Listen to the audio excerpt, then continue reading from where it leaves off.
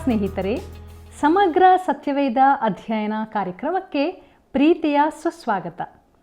ಕಳೆದ ಕಾರ್ಯಕ್ರಮದಲ್ಲಿ ರೂತಳ ಪುಸ್ತಕದ ಅಧ್ಯಯನದಲ್ಲಿ ಅಮೂಲ್ಯವಾದ ಸಂಗತಿಗಳನ್ನು ತಿಳಿದುಕೊಂಡು ನಿಜವಾಗಿಯೂ ನಾವು ಆತ್ಮದಲ್ಲಿ ಬಲ ಹೊಂದಿರುವೆವು. ಇಂದು ರೂತಳ ಪುಸ್ತಕದ 3ನೇ ಅಧ್ಯಾಯದಲ್ಲಿ ರಾತ್ರಿಯಲ್ಲಿ ರೂತಳು ಬೋವಜನ ಬಳಿಗೆ ಬಂದಾಗ ಅವನು ಮಾಡಿದ ವಾಗ್ದಾನ ಏನು ಎಂಬುದನ್ನು ತಿಳಿದುಕೊಳ್ಳೋಣ. ಬನ್ನಿರಿ, ನಮ್ಮನ್ನು ದೇವರಾತ್ಮನ ಹತೋಟಿಗೆ ಕೊಟ್ಟು ಪ್ರಾರ್ಥನಾಪೂರ್ವಕವಾಗಿ ಇಂದಿನ ಅಧ್ಯಯನವನ್ನು ಪ್ರಾರಂಭಿಸೋಣ. ಇಂದು ರೂತಳ ಪುಸ್ತಕದ 3ನೇ ಅಧ್ಯಾಯದಲ್ಲಿ ರಾತ್ರಿಯಲ್ಲಿ ರೂತಳು ಬೋವಜನ ಬಳಿಗೆ ಬಂದಾಗ ಅವನು ಮಾಡಿದ ವಾಗ್ದಾನ ಏನು ಎಂಬುದನ್ನು ತಿಳಿದುಕೊಳ್ಳೋಣ. ಬನ್ನಿರಿ, ನಮ್ಮನ್ನು ದೇವರಾತ್ಮನ ಹತೋಟಿಗೆ ಕೊಟ್ಟು ಪ್ರಾರ್ಥನಾಪೂರ್ವಕವಾಗಿ ಇಂದಿನ ಅಧ್ಯಯನವನ್ನು ಪ್ರಾರಂಭಿಸೋಣ. ಕರ್ತನಲ್ಲಿ ಪ್ರೀತಿಯುಳ್ಳ ದೇವಜನರೇ, ನನ್ನನ್ನು ಲಕ್ಷ್ಯ ಮಾಡದೆ ನನ್ನ ಮಾತುಗಳನ್ನು ಅಂಗೀಕರಿಸದೇ ಇರುವವನಿಗೆ ತೀರ್ಪು ಮಾಡುವಂಥದ್ದು ಒಂದು ಇದೆ. ಅದು ಯಾವುದೆಂದರೆ, ನಾನು ಆಡಿದ ಮಾತು ಅದೇ ಅವನಿಗೆ ಕಡೇ ದಿನದಲ್ಲಿ ತೀರ್ಪು ಮಾಡುವುದು ಎಂಬುದಾಗಿ ಹೇಳಿದಂಥ ನಮ್ಮ ರಕ್ಷಕನಾದ ಯೇಸು ಕ್ರಿಸ್ತನ ಪರಿಶುದ್ಧವುಳ್ಳ ನಾಮದಲ್ಲಿ ನಿಮ್ಮೆಲ್ಲರನ್ನು ವಂದಿಸುತ್ತಾ ಇಂದಿನ ಕಾರ್ಯಕ್ರಮಕ್ಕೆ ಬಹು ಪ್ರೀತಿಯಿಂದ ಸ್ವಾಗತಿಸುತ್ತೇನೆ. ಪ್ರೀತಿಯುಳ್ಳ ಸಹೋದರ ಸಹೋದರಿಯರೇ, ರೂತಳ ಪುಸ್ತಕದ ಅಧ್ಯಯನದಲ್ಲಿ ನಾವು ಮುಂದುವರಿಯುವ ನಹೋಮಿಯು ರೂತಳಿಗೆ ಅವಳ ಸಿದ್ಧತೆಯ ಬಗ್ಗೆ ಹೇಳಿದ 3 ಸಂಗತಿಗಳನ್ನು ಕಳೆದ ಕಾರ್ಯಕ್ರಮದಲ್ಲಿ ನಾವು ಧ್ಯಾನಿಸಿದ್ದೇವೆ. ಮುಂದುವರೆದು ನಾವು 4ನೇ ಸಂಗತಿಯ ಬಗ್ಗೆ ನೋಡೋಣ. ಆ 4ನೇ ಸಂಗತಿ ಏನೆಂದರೆ, ಆಕೆ ತೂರುವ ಕಣಕ್ಕೆ ಹೋಗಿ ತನಗೆ ಸಮೀಪ ಬಂಧುವಾಗಬೇಕೆಂದು ಬೋವಜನಿಗೆ ತಿಳಿಯಪಡಿಸಬೇಕೆಂಬುದೇ. ಪ್ರೀತಿಯುಳ್ಳ ದೇವಜನರೇ, ರೂತಳು 3ನೇ ಅಧ್ಯಾಯ 4ನೇ ವಚನವನ್ನು ಗಮನಿಸೋಣ. ಅಲ್ಲಿ ಹೀಗೆ ಬರೆದದೆ, ಅವನು ಮಲಗಿದ ಸ್ಥಳವನ್ನು ಗೊತ್ತು ಮಾಡಿಕೊಂಡು ಹೋಗಿ ಅವನ ಕಾಲುಗಳ ಮೇಲಣ ಹೊದಿಕೆಯನ್ನು ತೆಗೆದುಬಿಟ್ಟು ಅಲ್ಲೇ ಮಲಗಿಕೋ, ಆಮೇಲೆ ಮಾಡತಕ್ಕದ್ದನ್ನು ನಿನಗೆ ತಿಳಿಸುವನು ಅಂದಳು ಎಂಬುದಾಗಿ. ಕರ್ತನಲ್ಲಿ ಪ್ರಿಯರೇ, ನನಗೆ ನಿನಗೆ ಇದು ಒಂದು ಪ್ರಾಮುಖ್ಯವಾದ ಹೆಜ್ಜೆಯಾಗಿದೆ. ಪ್ರತಿಯೊಬ್ಬ ಪಾಪಿಯೂ ಈ ಹೆಜ್ಜೆಯನ್ನು ಇಡಲೇಬೇಕು. ಈ ದಿನಗಳಲ್ಲಿ ನಿಜವಾದ ಕ್ರಿಸ್ತನನ್ನು ಅಂಗೀಕರಿಸದ ಅನೇಕರು ಸಭೆಗೆ ಸೇರಿಕೊಂಡಿದ್ದಾರೆ. ಅವರು ತೂರುವ ಕಣಕ್ಕೆ ಹೋಗಿ ಕ್ರಿಸ್ತನನ್ನು ತಮ್ಮ ಬಿಡುಗಡೆಯ ಬಂಧವನ್ನಾಗಿ ಮಾಡಿಕೊಳ್ಳಲಿಲ್ಲ. ನಿಮ್ಮನ್ನೂ ಕೇಳುತ್ತೇನೆ, ನೀವು ಕ್ರಿಸ್ತನನ್ನು ಸ್ವಂತ ರಕ್ಷಕನನ್ನಾಗಿ ಅಂಗೀಕರಿಸಿದ್ದೀರೋ? ನೀವು ಆ ರೀತಿ ಮಾಡಲೇಬೇಕಿದೆ. ಸತ್ಯವೇದವು ಕ್ರಿಸ್ತನಲ್ಲಿ ನಂಬಿಕೆ ಇಡಬೇಕೆಂದು ಹೇಳುತ್ತದೆ. ಇದಕ್ಕೆ ಪರಿಪೂರ್ಣ ನಂಬಿಕೆಯ ಅಗತ್ಯವಿದೆ, ಹೊರಗಿನ ತೋರಿಕೆಯದಲ್ಲ. ಅದು ಕ್ರಿಸ್ತನನ್ನು ಬಿಡುಗಡೆಯ ಬಂಧುವನ್ನಾಗಿ ಮಾಡಿಕೊಳ್ಳುವ ನಂಬಿಕೆ ಬೇಕಾಗಿದೆ. ಆತನು ನಮ್ಮ ರಕ್ಷಕನು. ನಮಗೆ ಎಂಥ ಬಹುಮಾನವಿದೆ! ದೇವರ ಉಚಿತಾರ್ಥವರವು ಕರ್ತನಾದ ಯೇಸು ಕ್ರಿಸ್ತನಲ್ಲಿರುವ ನಿತ್ಯ ಜೀವ ಎಂಬುದಾಗಿ ರೋಮಾಪುರದವರಿಗೆ ಬರೆದ ಪತ್ರಿಕೆ 6ನೇ ಅಧ್ಯಾಯ 23ನೇ ವಚನದಲ್ಲಿ ನೋಡುತ್ತೇವೆ. ಈ ಬಹುಮಾನ ನಮಗೆ ಸಿದ್ಧವಾಗಿದೆ. ಕರ್ತನಲ್ಲಿ ಪ್ರಿಯರೇ, ಮೋಶೆಯ ಧರ್ಮಶಾಸ್ತ್ರದ ಪ್ರಕಾರ ರೂತಳಿಗೆ ಬೋವಜನನ್ನು ಬಿಡುಗಡೆಯ ಬಂಧುವಾಗಿ ಪಡೆಯುವ ಹಕ್ಕು ಇರುವುದು ಮಾತ್ರವಲ್ಲದೆ ಆಕೆ ಅದನ್ನು ಕೇಳಿಕೊಳ್ಳಲು ಬೇಕಾಗಿದೆ. ಮುಂದೆ ನಡೆಯುವ ಘಟನೆಗಳಿಂದಾಗಿ ಯೇಸು ಬೆತ್ಲೆಹೇಮಿನಲ್ಲಿ ಜನಿಸುವುದು ಸಾಧ್ಯವಾಯಿತು.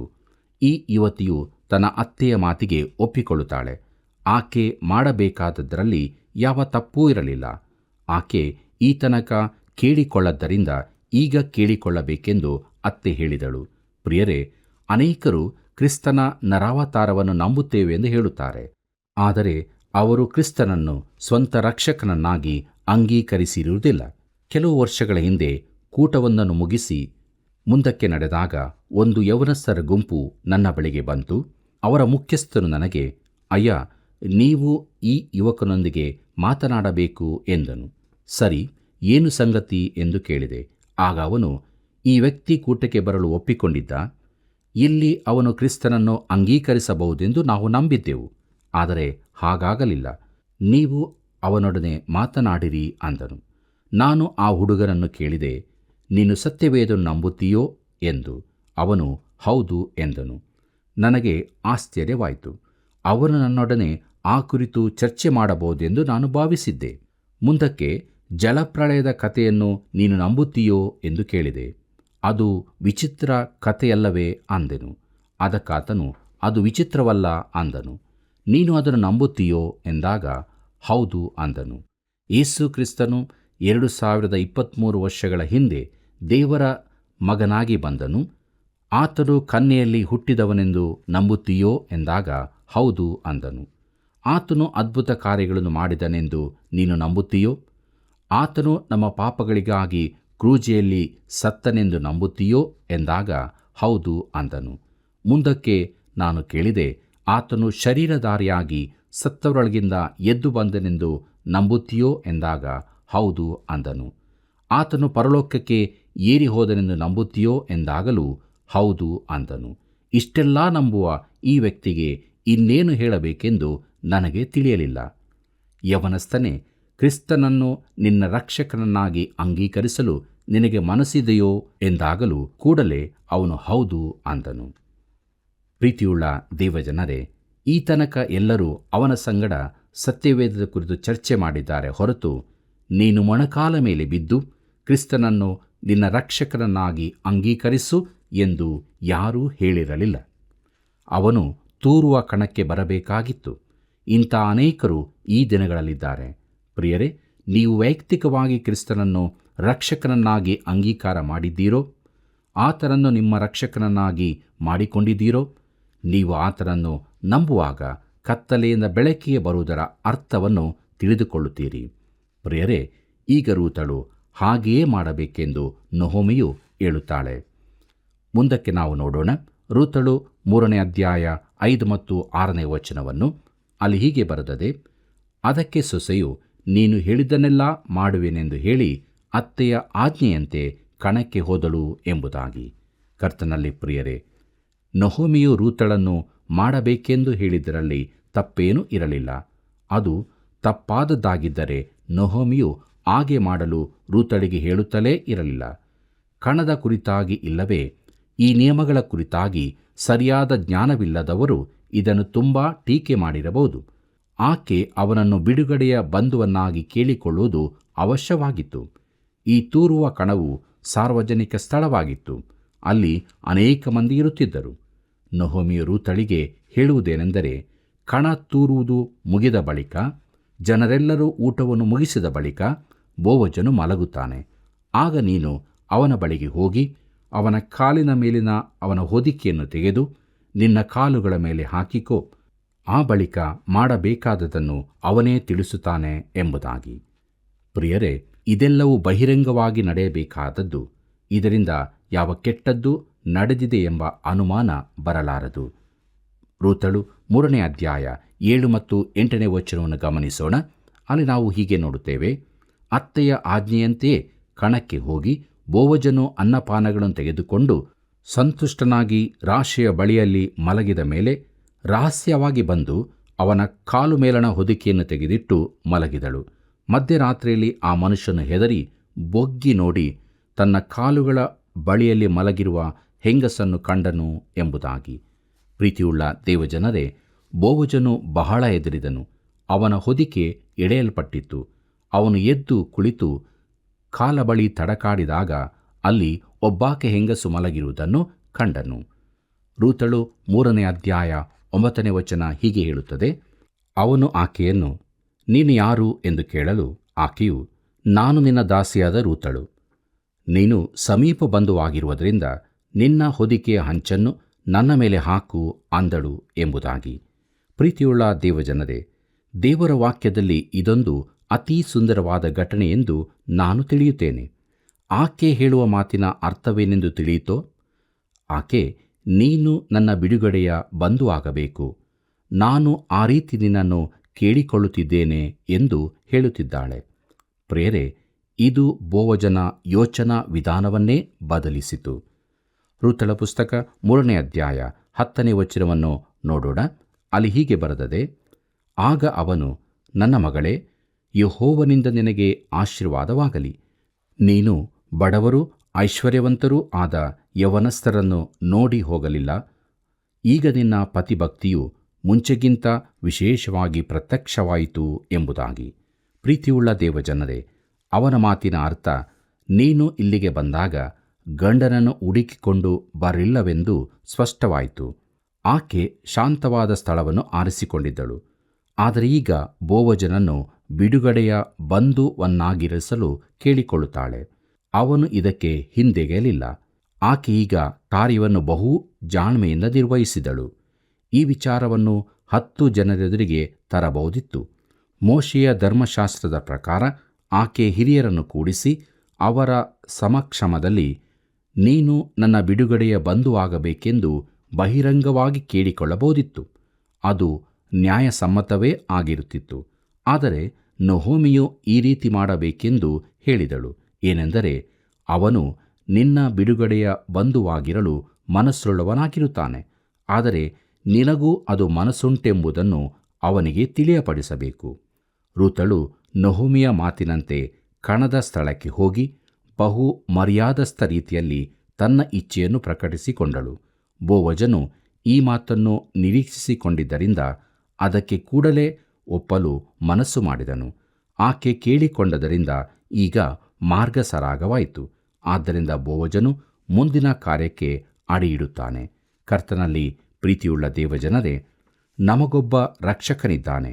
ನಮ್ಮ ಆತನ ಸಂಬಂಧವು ಒಂದು ಪ್ರೇಮ ಕಥೆಯಂತಿದೆ. ಆತನು ನಮ್ಮನ್ನು ಬಿಡುಗಡೆ ಮಾಡುವುದಕ್ಕಾಗಿ ತನ್ನನ್ನೇ ಒಪ್ಪಿಸಿಕೊಟ್ಟನು. ನಮಗಾಗಿ ಸತ್ತ ಈ ರಕ್ಷಕನನ್ನು ತಿಳಿದುಕೊಳ್ಳುವುದು ಎಂಥ ಒಳ್ಳೆಯ ಅನುಭವವಾಗಿದೆ. ಆತನು ನಮ್ಮನ್ನು ಈಗಲೂ ಪ್ರೀತಿಸುತ್ತಾನೆ, ನಮಗಾಗಿ ಜೀವಿಸುತ್ತಾನೆ. ಮುಂದಕ್ಕೆ ನಾವು ರೂತಳು 3ನೇ ಅಧ್ಯಾಯ 11ನೇ ವಚನವನ್ನು ಗಮನಿಸೋಣ. ಅಲ್ಲಿ ಹೀಗೆ ಬರೆದದೆ, ನನ್ನ ಮಗಳೇ, ಈಗ ಭಯಪಡಬೇಡ. ನೀನು ಗುಣವಂತೆ ಎಂಬುದು ಊರಿನವರಿಗೆಲ್ಲ ಗೊತ್ತಿದೆ. ಆದುದರಿಂದ ನೀನು ಹೇಳಿದ್ದನ್ನೆಲ್ಲ ಮಾಡುವೆನು ಎಂಬುದಾಗಿ. ಕರ್ತನಲ್ಲಿ ಪ್ರೀತಿಯುಳ್ಳ ದೇವಜನರೇ, ಮೋಶೆಯ ಧರ್ಮಶಾಸ್ತ್ರದ ಪ್ರಕಾರ ಮೋವಾಬ್ಯರು ಬಹಿಷ್ಕೃತರಾದ್ದರಿಂದ ಈ ರೂತಳು ಕೂಡ ಸಾಮಾನ್ಯ ಪರಿಸ್ಥಿತಿಯಲ್ಲಿ ಬಹಿಷ್ಕೃತಳೇ ಆಗಿರಬೇಕಾಗಿತ್ತು. ಆಕೆ ಬೆತ್ಲೆಹೇಮಿಗೆ ಬರುವ ಮೊದಲೇ ಈ ವಿಚಾರವನ್ನು ನೊಹೋಮಿ ಆಕೆಗೆ ತಿಳಿಯಪಡಿಸಿದ್ದಳು. ಆ ಊರಿನ ಜನರು ರೂತಳನ್ನು ಬಹು ಸೂಕ್ಷ್ಮವಾಗಿ ಪರೀಕ್ಷಿಸಿರಬಹುದು. ಅವರು ಆಕೆಯ ಕುರಿತಾಗಿ ಏನೆಲ್ಲ ಮಾತಾಡಿಕೊಂಡಿದ್ದಾರೋ ತಿಳಿಯದು. ಆದರೆ ಈ ಸುಂದರ ಯುವತಿ ನೊಹೋಮಿಯ ಜೊತೆ ಹಿಂದೆ ಬಂದಿದ್ದಾಳೆ. ಇವಳು ಖಂಡಿತವಾಗಿ ನಮ್ಮಲ್ಲಿ ಯಾರನ್ನಾದರೂ ಬಲೆಗೆ ಹಾಕಿಕೊಳ್ಳುತ್ತಾಳೆ ಎಂದು ಹೇಳಿರಬಹುದು. ಆದರೆ ರೂತಳು ಅಂತಹ ಯಾವ ಪ್ರಯತ್ನವನ್ನೂ ಮಾಡಿರಲಿಲ್ಲ. ಬದಲಾಗಿ ಆಕೆಯು ಒಳ್ಳೆಯ ಅಭಿಪ್ರಾಯವನ್ನೇ ಹುಟ್ಟಿಸಿದ್ದಳು. ಮುಂದಕ್ಕೆ ರೂತಳು 3ನೇ ಅಧ್ಯಾಯ 12ನೇ ವಚನವನ್ನು ಗಮನಿಸೋಣ. ಅಲ್ಲಿ ಹೀಗೆ ಬರೆದದೆ, ನಾನು ಸಮೀಪ ಬಂಧುವೆಂಬುದು ನಿಜ, ಆದರೂ ನನಗಿಂತ ಸಮೀಪನಾದವನು ಒಬ್ಬನಿರುತ್ತಾನೆ ಎಂಬುದಾಗಿ. ಕರ್ತನಲ್ಲಿ ಪ್ರಿಯರೇ, ಅವನಿಗೆ ಈ ವಿಚಾರ ಹೇಗೆ ಗೊತ್ತಾಯಿತು? ಅವನು ಈಗಾಗಲೇ ವಿಚಾರಿಸಿದ್ದಾನೆ. ರೂತಳಿಂದ ಕೇಳಿಕೆ ಬಂದ ಕೂಡಲೇ ಕಾರ್ಯೋನ್ಮುಖನಾಗಲು ಬೋವಜನು ಸಿದ್ಧನಾಗಿದ್ದನು. ಅವನು ಅದಕ್ಕಾಗಿ ಕಾಯುತ್ತಿದ್ದನು. ಆದರೆ ತನಗಿಂತ ಹತ್ತಿರದ ಸಮೀಪ ಬಂಧು ಒಬ್ಬನಿದ್ದಾನೆ ಎನ್ನುವ ಸಂಗತಿ ಅವನ ಕೈ ಕಟ್ಟಿ ಹಾಕಿತ್ತು. ಕರ್ತನಲ್ಲಿ ಪ್ರೀತಿಯುಳ್ಳ ದೇವಜನರೇ, ಈ ಮತ್ತೊಬ್ಬ ಸಮೀಪ ಬಂಧುವು ಬೋವಜನಿಗಿಂತ ಐಶ್ವರ್ಯವಂತನಾಗಿರಬಹುದು. 6 ವಾರಗಳ ಹಿಂದೆಯೇ ಬೋವಜನು ರೂತಳ ಬಿಡುಗಡೆಗಾಗಿ ಕೇಳಿದ್ದರೆ, ಈಗ ಒಂದು ವೇಳೆ ಆಕೆ ಆ ಮತ್ತೊಬ್ಬನನ್ನು ಒಪ್ಪಿಕೊಳ್ಳುತ್ತೇನೆ, ಯಾಕಂದರೆ ಅವನು ನಿನಗಿಂತಲೂ ಶ್ರೀಮಂತನು ಎಂದು ಹೇಳಿರುತ್ತಿದ್ದರೆ ಬೋವಜನಿಗೆಷ್ಟು ನಿರಾಶೆಯಾಗುತ್ತಿತ್ತು. ಆಕೆ ತನ್ನನ್ನು ಬೇಕೆಂದು ತಿಳಿಸುವ ತನಕ ಅವನು ಕಾಯಬೇಕಾಯಿತು. ಈಗ ಆಕೆ ತನ್ನ ಆಶೆಯನ್ನು ಹೇಳಿದ ಕೂಡಲೇ ಅವನು ನನಗಿಂತ ಹತ್ತಿರದ ಸಮೀಪ ಬಂಧು ಒಬ್ಬನಿದ್ದಾನೆ, ಅವರನ್ನು ಕೇಳಿಕೊಳ್ಳೋಣ ಎಂದು ಹೇಳುತ್ತಾನೆ. ಅಂದರೆ ಆ ವ್ಯಕ್ತಿಯನ್ನು ಮೊದಲು ನಿವಾರಿಸಿಕೊಳ್ಳಬೇಕಾಗಿತ್ತು. ಆ ಮತ್ತೊಬ್ಬನು ಕೂಡ ಎಲಿಮೆಲೇಕನ ಸಮೀಪ ಸಂಬಂಧಿಯಾಗಿದ್ದನು. ಆದ್ದರಿಂದ ಬೋವಜನು ಮೊದಲೇ ಆ ಸಮೀಪ ಬಂಧುವನ್ನು ಕೇಳಿಕೊಳ್ಳಬೇಕು ಎಂದು ಹೇಳಿದನು. ರೂತಳು 3ನೇ ಅಧ್ಯಾಯ 13ನೇ ವಚನವನ್ನು ಗಮನಿಸೋಣ. ಅಲ್ಲಿ ನಾವು ಹೀಗೆ ನೋಡುತ್ತೇವೆ, ಈ ರಾತ್ರಿ ಇಲ್ಲೇ ಇರು, ನಾಳೆ ಅವನು ಮೈದುನ ಧರ್ಮವನ್ನು ನಡೆಸಿದರೆ ಸರಿ, ಇಲ್ಲವಾದರೆ ಯೆಹೋವನಾಣೆ ನಾನೇ ಅದನ್ನು ನಡೆಸುವೆನು, ಬೆಳಗಾಗುವ ತನಕ ಇಲ್ಲೇ ಮಲಗಿಕೋ ಎಂದು ಹೇಳಿದನು ಎಂಬುದಾಗಿ. ಪ್ರೀತಿಯುಳ್ಳ ದೇವಜನರೇ, ಆ ಮತ್ತೊಬ್ಬ ಸಮೀಪ ಬಂದು ಏನು ಮಾಡುತ್ತಾನೆಂದು ಬೋವಜನಿಗೆ ತಿಳಿದಿರಲಿಲ್ಲ. ಆದರೆ ಅದಕ್ಕಾಗಿ ಒಂದು ಉಪಾಯವನ್ನು ಅವನು ಯೋಚಿಸಿಕೊಂಡಿದ್ದನು. ಆ ಮತ್ತೊಬ್ಬ ಸಮೀಪ ಬಂಧುವು ರೂತಳಿಗೆ ಬರಬೇಕಾಗಿದ್ದ ಭೂಮಿಯ ಪಾಲನ್ನು ಬಿಡಿಸಿಕೊಳ್ಳಬೇಕಾಗಿತ್ತು. ಬೋವಜನು ರೂತಳನ್ನು ಆ ರಾತ್ರಿ ಅಲ್ಲೇ ಉಳಿದುಕೊಳ್ಳಲು ಹೇಳುತ್ತಾನೆ. ರಾತ್ರಿಯ ಹೊತ್ತು ಆಕೆ ಬೆತ್ಲೆಹೇಮಿಗೆ ಹಿಂತಿರುಗುವುದು ಅವನಿಗಿಷ್ಟವಿರಲಿಲ್ಲ. ಅಲ್ಲಿನ ಬೀದಿಗಳು ರಾತ್ರಿಯ ಹೊತ್ತು ಸುರಕ್ಷಿತವಾಗಿರಲಿಲ್ಲ. ನ್ಯಾಯಸ್ಥಾಪಕರ ಪುಸ್ತಕದಲ್ಲಿಯೂ ಈ ಕುರಿತು ನೋಡುತ್ತೇವೆ. ಬೋವಜನು ರೂತಳ ಭದ್ರತೆಯ ಕುರಿತು ಚಿಂತಿಸುತ್ತಾನೆ. ರೂತಳು 3ನೇ ಅಧ್ಯಾಯ 14ನೇ ವಚನ ಹೀಗೆ ಹೇಳುತ್ತದೆ: ಆಕೆಯು ಆವರೆಗೂ ಅವನ ಕಾಲುಗಳ ಬಳಿಯಲ್ಲೇ ಮಲಗಿಕೊಂಡಿದ್ದಳು. ಒಬ್ಬ ಹೆಂಗಸು ಕಣಕ್ಕೆ ಬಂದಿದ್ದಳೆಂಬುದು ಯಾರಿಗೂ ಗೊತ್ತಾಗಬಾರದೆಂದು ಅವನು ಹೇಳಿದ್ದರಿಂದ ಗುರುತು ಹಿಡಿಯಲಾರದಷ್ಟು ಕತ್ತಲಿರುವಾಗಲೇ ಆಕೆ ಎದ್ದಳು ಎಂಬುದಾಗಿ. ಪ್ರೀತಿಯುಳ್ಳ ದೇವಜನರೇ, ಇದರ ಕಾರಣ ನಮಗೆ ಸ್ಪಷ್ಟವಾಗಿದೆ. ಆ ಮತ್ತೊಬ್ಬ ಸಮೀಪ ಬಂಧುವಿಗೆ ಆಕೆ ರಾತ್ರಿಯಲ್ಲಿ ಅಲ್ಲಿದ್ದದ್ದು ತಿಳಿಯಬಾರದು. ತಿಳಿದರೆ ಅವನು ಆ ಕಾರಣ ಹೇಳಿ ಬೋವಜನ ಹಕ್ಕನ್ನು ತಪ್ಪಿಸಿ ಬಿಡಬಹುದಿತ್ತು. ಬೋವಜನು ಈ ವಿಚಾರದಲ್ಲಿ ತಾನೇ ಮುಂದೆ ಹೋಗಲು ಇಚ್ಛಿಸುತ್ತಾನೆ. ರೂತಳು 3ನೇ ಅಧ್ಯಾಯ 15ನೇ ವಚನವನ್ನು ಗಮನಿಸೋಣ. ಅಲ್ಲಿ ಹೀಗೆ ನೋಡುತ್ತೇವೆ: ಆಗ ಅವನು ಆಕೆಗೆ, ನಿನ್ನ ಕಂಬಳಿಯನ್ನು ಹಾಸು ಎಂದು ಹೇಳಿ ಆಕೆ ಹಾಸಲು ಅದರಲ್ಲಿ 6 ಪಡಿ ಜವೆಗೋದಿಯನ್ನು ಹಾಕಿ ಹೊರಿಸಿದನು. ಆಕೆ ಊರೊಳಕ್ಕೆ ಹೋಗಿ ಅತ್ತೆಯ ಬಳಿಗೆ ಬಂದಾಗ ಎಂಬುದಾಗಿ. ಪ್ರಿಯರೇ, ಆಕೆಗೆ ಒಳ್ಳೆಯ ಬಹುಮಾನವನ್ನು ಬೋವಜನು ಕೊಡಿಸಿದನು. ರೂತಳು 3ನೇ ಅಧ್ಯಾಯ 16ನೇ ವಚನವನ್ನು ನೋಡುವಾಗ ಅಲ್ಲಿ ಹೀಗೆ ಬರೆದದೆ: ಅತ್ತೆಯು, ನನ್ನ ಮಗಳೇ, ನಿನ್ನ ಕಾರ್ಯವೇನಾಯಿತು ಎಂದು ಕೇಳಲು ಆಕೆಯು, ಆ ಮನುಷ್ಯನು ನಡೆಸಿದ್ದೆಲ್ಲವನ್ನು ತಿಳಿಸಿ ಎಂಬುದಾಗಿ. ಪ್ರೀತಿಯುಳ್ಳ ದೇವಜನರೇ, ನಹೋಮಿಯು ನಡೆದ ಸಂಗತಿಗಳನ್ನು ತಿಳಿಯಬೇಕೆಂದು ಕುತೂಹಲವುಳ್ಳವಳಾಗಿದ್ದಳು. ಆಗ ರೂತಳು ಆ ರಾತ್ರಿ ನಡೆದದೆಲ್ಲವನ್ನು ವಿವರವಾಗಿ ಅತ್ತೆಗೆ ತಿಳಿಸಿದಳು. ಮುಂದಕ್ಕೆ ನಾವು ರೂತಳು 3ನೇ ಅಧ್ಯಾಯ 17 ಮತ್ತು 18ನೇ ವಚನಗಳನ್ನು ನೋಡೋಣ. ಅಲ್ಲಿ ನಾವು ಹೀಗೆ ನೋಡುತ್ತೇವೆ: ನೀನು ಬರಿಗೈಯಿಂದ ಅತ್ತೆಯ ಬಳಿಗೆ ಹೋಗಬಾರದೆಂದು ಹೇಳಿ ಈ 6 ಪಡಿ ಜವೆಗೋದಿಯನ್ನು ಕೊಟ್ಟನು ಅಂದಳು. ಅತ್ತೆಯು, ನನ್ನ ಮಗಳೇ, ಈ ಕಾರ್ಯವು ಹೇಗಾಗುವುದೆಂದು ಗೊತ್ತಾಗುವವರೆಗೂ ಸುಮ್ಮನಿರು. ಇವತ್ತು ಅದನ್ನು ಇತಾರ್ಥಪಡಿಸುವವರೆಗೆ ಅವನಿಗೆ ಸಮಾಧಾನವಿರಲಾರದು ಎಂದು ಹೇಳಿದಳು ಎಂಬುದಾಗಿ. ಪ್ರೀತಿಯುಳ್ಳ ದೇವಜನರೇ, ನಹೋಮಿಯು ಹೇಳುತ್ತಾಳೆ, ರೂತಳೇ, ನೀನೀಗ ನಿಶ್ಚಿಂತೆಯಿಂದ ಕಾಯುತ್ತಿರು. ಇಲ್ಲಿಂದ ಮುಂದೆ ಬೋವಜನೇ ಬೇಕಾದೆಲ್ಲವನ್ನೂ ಮಾಡುತ್ತಾನೆ. ನೀನು ಅವನನ್ನು ನಂಬಬಹುದು. ಈಗ ಈ ಬಿಡುಗಡೆಗೊಳಿಸುವ ಕಾರ್ಯ ಅವನದಾಗಿರುತ್ತದೆ. ಪ್ರೀತಿಯುಳ್ಳ ಸಹೋದರ ಸಹೋದರಿಯರೇ, ನಾವು ಭರವಸವಿಡುವ ಆತನು ನಮ್ಮ ವಿಮೋಚಕನೆಂದು ತಿಳುಕೊಳ್ಳುವ ರಕ್ಷಕನು ನಮಗಿರುತ್ತಾನೆಂಬುದು ಎಂಥ ವಿಶೇಷವಾದ ಸಂಗತಿ! ಇದು ಎಂಥ ದೊಡ್ಡ ಬಹುಮಾನ! ಬಿಡುಗಡೆಯ ಕಾರ್ಯವನ್ನೆಲ್ಲ ಆತನೇ ಮಾಡಿದ್ದಾನೆ. ಈ ಮುಗಿದಿರುವ ಕಾರ್ಯದಲ್ಲಿ ನಾವು ಕೇವಲ ಪ್ರವೇಶಿಸಿದರೆ ಸಾಕು. ಆತನು ತನ್ನ ಶ್ರೇಷ್ಠ ಮಹಾಯಾಜಕನ ಪ್ರಾರ್ಥನೆಯಲ್ಲಿ ಹೇಳುತ್ತಾನೆ. ಯೋಹಾನ ಬರೆದ ಸುವಾರ್ತೆ 17ನೇ ಅಧ್ಯಾಯ 4ನೇ ವಚನದಲ್ಲಿ, ನೀನು ನನಗೆ ಮಾಡಲು ಕೊಟ್ಟಿರುವ ಕಾರ್ಯವನ್ನೆಲ್ಲ ನಾನು ಮಾಡಿದ್ದೇನೆ ಎಂಬುದಾಗಿ. ಪ್ರಿಯರೇ, ಇದು ಆತನು ಕ್ರೂಜೆಯ ಮೇಲೆ ಮಾಡಿ ತೀರಿಸಿದ ಬಿಡುಗಡೆಯ ಕಾರ್ಯವಾಗಿದೆ. ಆತನು ಕ್ರೂಜೆಯಲ್ಲಿ ತೀರಿತು ಎಂಬುದಾಗಿ ಹೇಳಿದ್ದನ್ನು ಜ್ಞಾಪಕ ಮಾಡಿಕೊಳ್ಳಿರಿ. ಈ ಮಾತಿನಿಂದ ನಿನ್ನ ಬಿಡುಗಡೆಯ ಕಾರ್ಯವು ಪೂರ್ತಿಯಾಯಿತು. ಆತನು ನಮ್ಮ ಪಾಪಗಳ ಪ್ರಾಯಶ್ಚಿತ್ತವನ್ನು ಪೂರ್ಣವಾಗಿ ತೀರಿಸಿರುವುದರಿಂದ ನಾವು ಈಗ ಏನನ್ನೂ ಮಾಡಬೇಕಾದ ಅಗತ್ಯವಿರುವುದಿಲ್ಲ. ಆತನೇ, ಅಂದರೆ ಯೇಸು ಕ್ರಿಸ್ತನೇ ಎಲ್ಲವನ್ನೂ ಮಾಡಿ ತೀರಿಸಿದ್ದಾನೆ. ಯೇಸು ಎಲ್ಲವನ್ನು ತೆತ್ತನು, ನಾನು ಆತನಿಗೆ ಋಣಿ. ಪ್ರೀತಿಯುಳ್ಳ ದೇವಜನರೇ, ಪಾಪವು ಕೆಂಪು ಕಲೆಯನ್ನುಳಿಸಿತು. ಆತನು ಅದನ್ನು ಹಿಮದಂತೆ ಬೆಳ್ಳಗಾಗಿಸಿದನು. ಬಿಡುಗಡೆಯ ಕಾರ್ಯ ಕ್ರಿಸ್ತನದು. ಆತನು ನಮಗಾಗಿ ಮಾಡಿದ್ದನ್ನು ನಾವು ಪಡೆದುಕೊಳ್ಳಬೇಕು. ಆತನು ಎಲ್ಲವನ್ನೂ ಮಾಡಿ ತೀರಿಸಿದ್ದಾನೆ ಎಂದು ತಿಳಿಯುವಾಗ ನಮ್ಮ ಹೃದಯಗಳಿಗೆ ಎಷ್ಟು ಸಮಾಧಾನ ಉಂಟಾಗುತ್ತದೆ ಅಲ್ಲವೇ? ದೇವರಿಗೆ ಈ ಕಾರ್ಯದಲ್ಲಿ ನಮ್ಮ ಯಾವ ಸಹಾಯದ ಅಗತ್ಯವೂ ಇರುವುದಿಲ್ಲ. ನಮ್ಮ ರಕ್ಷಣೆಗಾಗಿ ನಾವು ಆತನಿಗೆ ಏನನ್ನೂ ಕೊಡಬೇಕಾಗಿರುವುದಿಲ್ಲ. ಕೊಡುವುದಕ್ಕೆ ನಮ್ಮಲ್ಲಿ ಏನೂ ಇರುವುದಿಲ್ಲ.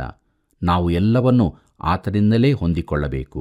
ಕರ್ತನಲ್ಲಿ ಪ್ರಿಯರೇ, ಈ ದಿನಗಳಲ್ಲಿ ಅನೇಕರು ತಮ್ಮ ಒಳ್ಳೆಯತನದ, ಕುಟುಂಬ, ಗೌರವ ಇತ್ಯಾದಿಗಳ ಕುರಿತು ಹೇಳಿಕೊಳ್ಳುತ್ತಾರೆ. ಸಭೆಯ ಸದಸ್ಯರಾಗುವುದೇ ರಕ್ಷಣೆಯ ಅರ್ಥವೆಂದು ಅವರು ಭಾವಿಸುತ್ತಾರೆ. ಇದಕ್ಕಿಂತ ಸುಳ್ಳಾದ ಸಂಗತಿ ಬೇರೊಂದಿಲ್ಲ. ದೇವರು ನಮ್ಮ ಪ್ರಯತ್ನ ಕಾರ್ಯಗಳನ್ನು ಲೆಕ್ಕಕ್ಕೆ ತೆಗೆದುಕೊಳ್ಳುವುದಿಲ್ಲ. ಬಿಡುಗಡೆಯ ಕಾರ್ಯವು ಸಂಪೂರ್ಣವಾಗಿ ಆತನದೇ ಆಗಿದೆ. ಆತನು ಕ್ರೂಜೆಯಲ್ಲಿ ಹಾಕಲ್ಪಟ್ಟನು.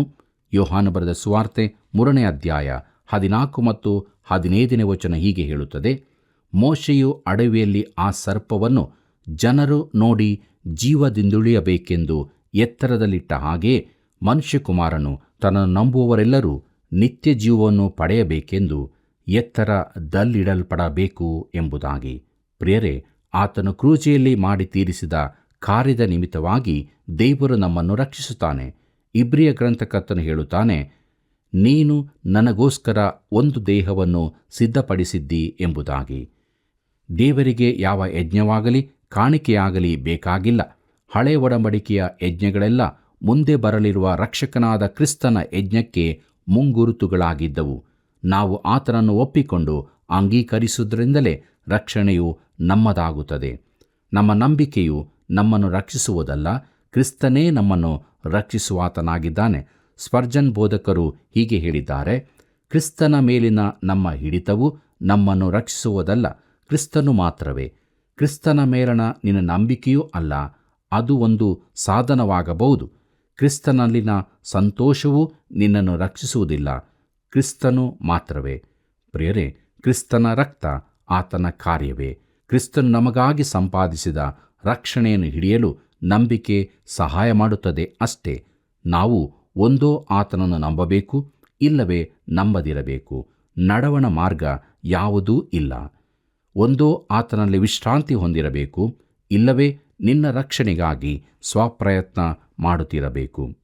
ಪ್ರೀತಿಯುಳ್ಳ ದೇವಜನರೇ, ಈ 3ನೇ ಅಧ್ಯಾಯದಲ್ಲಿ ನಹೋಮಿಯು ರೂತಳಿಗೆ ಈ ಕಾರ್ಯವನ್ನು ಕೊನೆಗೊಳಿಸುವ ತನಕ ಆ ಮನುಷ್ಯನು ವಿಶ್ರಮಿಸುವುದಿಲ್ಲ ಎಂದು ಹೇಳುವಲ್ಲಿ ಕೊನೆಗೊಳ್ಳುತ್ತದೆ. ಮಗಳೇ, ನೀನು ಸುಮ್ಮನಿರು, ನೀನು ಇನ್ನೇನೂ ಮಾಡಬೇಕಾಗಿಲ್ಲ. ನೀನು ಅವನನ್ನು ಸಮೀಪ ಬಂಧುವಾಗಿ ನಿನ್ನನ್ನು ಬಿಡಿಸಲು ಕೇಳಿಕೊಂಡಿದೆಯಲ್ಲ, ಅವನಿಗೆ ಅದೇ ಬೇಕಾಗಿದ್ದು, ಉಳಿದ ಕೆಲಸವೆಲ್ಲ ಅವನದು ಎಂಬುದಾಗಿ. ಪ್ರೀತಿಯುಳ್ಳ ದೇವಜನರೇ, ಯೇಸು ಕ್ರಿಸ್ತನು ನಮಗೋಸ್ಕರ ಎಲ್ಲವನ್ನು ಮಾಡಿ ಮುಗಿಸಿದ್ದಾನೆ. ನಾವು ಕೇಳಿಕೊಂಡಾಗ ಆತನು ನಮ್ಮನ್ನು ನಮ್ಮ ಪಾಪದಿಂದ ಬಿಡಿಸಿ ನಿತ್ಯ ಜೀವದ ನಿರೀಕ್ಷೆಗೆ, ಹೊಸದಾದ ಜೀವಿತಕ್ಕೆ ನಡೆಸುತ್ತಾನೆ. ಈ ಕೃಪಾ ಸಮಯದಲ್ಲೇ ನಾವು ಕೇಳಿಕೊಳ್ಳೋಣ, ರಕ್ಷಣೆಯನ್ನು ಹೊಂದಿಕೊಳ್ಳೋಣ, ನಿತ್ಯ ಜೀವದ ನಿರೀಕ್ಷೆಯಲ್ಲಿ ಜೀವಿಸೋಣ. ಹೀಗಾಗುವಂತೆ ದೇವರು ತಾನು ನಮಗೆ ಸಹಾಯ ಮಾಡಿ ನಡೆಸಲಿ. ಆತನ ಕೃಪೆಯು ಸದಾ ನಿಮ್ಮ ಸಂಗಡ ಇರಲಿ. ಪ್ರಿಯರೇ, ನವೋಮಿಯ ಸಂಬಂಧಿಯಾದ ಬೋವಜನನ್ನು ಸಂಧಿಸಲು ರೂತಳ ಸಿದ್ಧತೆಯು ನಮ್ಮ ಕ್ರೈಸ್ತ ಜೀವಿತಕ್ಕೆ ಹೋಲಿಕೆಯಾಗಿದೆ. ನಾವು ಆತ್ಮೀಕವಾಗಿ ದಿನಾಲೂ ಬೆಳೆಯಬೇಕು ಹಾಗೂ ಪರಿಶುದ್ಧತೆಯನ್ನು ಕಾಪಾಡಿಕೊಳ್ಳಬೇಕು. ಆಗ ಮಾತ್ರ ಕ್ರಿಸ್ತನ ರಾಜ್ಯದಲ್ಲಿ ಸೇರಿಸಲ್ಪಡುವೆವು. ಆದುದರಿಂದ ಪ್ರಿಯರೇ, ದಿನಾಲೂ ದೇವರ ವಾಕ್ಯಕ್ಕೆ ವಿಧೇಯರಾಗಿ ಶುದ್ಧತೆಯಲ್ಲಿ ಆತನನ್ನು ಹಿಂಬಾಲಿಸಿ ದೇವರ ಆಶೀರ್ವಾದವನ್ನು ನಿಮ್ಮದಾಗಿ ಮಾಡಿಕೊಳ್ಳಿರಿ. ಬನ್ನಿರಿ, ಪ್ರಾರ್ಥನೆ ಮಾಡೋಣ. ಮಹೋನ್ನತನಾದಂಥ ನಮ್ಮ ತಂದೆಯಾದ ದೇವರೇ, ನಮಗಾಗಿ ನೀನು ಕೊಟ್ಟಂಥ ನಿನ್ನ ವಾಕ್ಯಗಳಿಗಾಗಿ ನಿನ್ನಲ್ಲಿ ಸ್ತೋತ್ರ ಸಲ್ಲಿಸುತ್ತೇವೆ ಕರ್ತನೆ. ಹೌದು ಕರ್ತನೆ, ಪರಿಶುದ್ಧತೆ ಇಲ್ಲದೆ ದೇವರನ್ನು ಕಾಣುವುದು ಅಸಾಧ್ಯ ಎಂಬ ಸತ್ಯವನ್ನು ನೀನು ನಮಗೆ ತಿಳಿಸಿದ್ದಿ ಕರ್ತನೆ. ಅದಕ್ಕಾಗಿ ನಿನ್ನ ನಾಮಕ್ಕೆ ಸ್ತೋತ್ರ ಕರ್ತನೆ. ಈ ಲೋಕದಲ್ಲಿ ನಾವು ಜೀವಿಸುವಾಗ ನಮ್ಮ ಆಲೋಚನೆಗಳಲ್ಲಿಯೂ ನಮ್ಮ ನಡವಳಿಕೆಗಳಲ್ಲಿಯೂ ಎಲ್ಲದರಲ್ಲಿಯೂ ನಾವು ಪರಿಶುದ್ಧತೆಯನ್ನು ಪ್ರಾಮಾಣಿಕವಾಗಿ ಹಿಂಬಾಲಿಸಲು ನಮಗೆ ಕಲಿಸಿಕೊಡು ಕರ್ತನೆ. ಎಲ್ಲ ಘನ ಮಾನ ಮಹಿಮೆ ನಿನಗೆ ಮಾತ್ರ ಉಂಟಾಗಲಿ. ನಮ್ಮ ಎಲ್ಲ ಪ್ರಾರ್ಥನೆ ವಿಜ್ಞಾಪನೆಗಳನ್ನು ನಿನ್ನ ಒಂದೇ ಹೆಸರಿನಲ್ಲಿ ನಾವು ಬೇಡಿ ಹೊಂದಿದ್ದೇವೆ ಕರ್ತನೆ. ಆಮೇನ್. ಪ್ರಿಯರೇ, ನಿಮ್ಮ ಅಚ್ಚುಮೆಚ್ಚಿನ ಕಾರ್ಯಕ್ರಮವು ಬಲವಾಗಿ ಮುಂದೆ ಸಾಗಲು, ಅನೇಕರು ಸತ್ಯವನ್ನು ಅರಿತುಕೊಳ್ಳಲು ಇಂದೇ ನಮ್ಮ ಮೊಬೈಲ್ ಸಂಖ್ಯೆಗೆ ಕರೆ ಮಾಡಿರಿ. ಸೇವೆಯನ್ನು ಬೆಂಬಲಿಸಿರಿ. ದೇವರ ಕೃಪೆ ನಿಮ್ಮೊಂದಿಗಿರಲಿ.